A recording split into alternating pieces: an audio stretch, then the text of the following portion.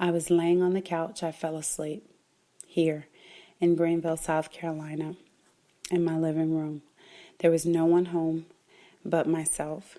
And at this time, I didn't have my kitty cat, so King was not here. I got up and I walked to the kitchen. And I don't recall why I went to the kitchen. Maybe I was thirsty, I don't know. But I do remember that my feet did not touch the ground, but it touched the atmosphere, and the atmosphere was heavy, and the atmosphere held it. So it didn't touch the ground, so to speak, but it was an atmospheric ground, if that makes sense. So I went into the kitchen from the living room area, and it was dark, which my kitchen is never dark because I leave the light on above the sink. So I'm trying to flip the switch, and my hand is not connecting, and I'm not understanding why it's not connecting. So when I go to look to see why it's not connecting, consciousness spoke to me and said, the light is already on. And in the moment that consciousness spoke, I said, oh, and there was light. Once I was aware that there was light, I realized I didn't have my body. So immediately I thought to myself, uh-oh. I started to tiptoe back around the corner because I realized that I had gotten up and I left my body. I remember how my spirit felt. It was very whole. I didn't feel empty. I felt very whole. I felt strong. I felt solid in myself. I didn't feel like I was floating. I felt very real. I saw myself laying there, and I was a hot mess. I mean, my legs was, one leg was on, one was halfway off the couch, arm up, snoring.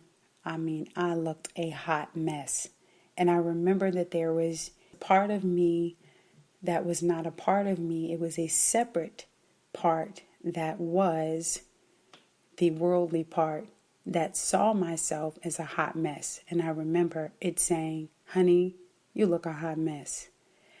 But the spiritual part of me, the part that I was, looked upon myself as something so delicate, beautiful, soft, and loving. So loving that I had to kneel down and put my arms around myself. And I put my arms around where my shoulders and my head was. And my intent was to just take myself and just hold myself and put my head up against my chest like a child. Because I was so in love with what I saw, and so in love. But at the moment that I had taken myself and picked myself up, I was so in love that I just went back into myself.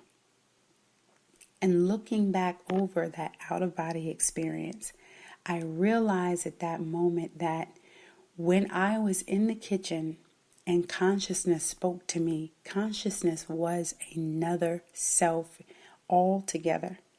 Consciousness was disconnected from who I was. It was not a part of me, but it was always with me. It had walked up behind me. It had walked with me and spoke to me. It was another self.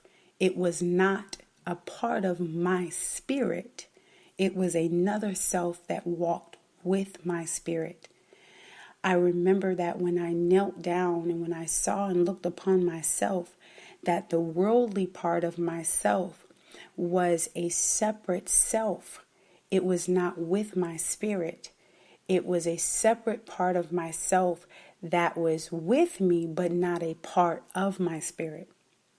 I remember looking upon myself and hearing myself snoring and breathing and noticing that my heart was beating and feeling the warmth in my body when my spirit went to embrace myself. That being that was laying on the couch had a soul. That soul my spirit was in love with. That being was zero. That is what the universe is always trying to get to, zero. We walk together with consciousness and unconsciousness with our spirit every day, and we are constantly looking to be at zero. Zero is where love and acceptance is. It was so innocent and pure and loving.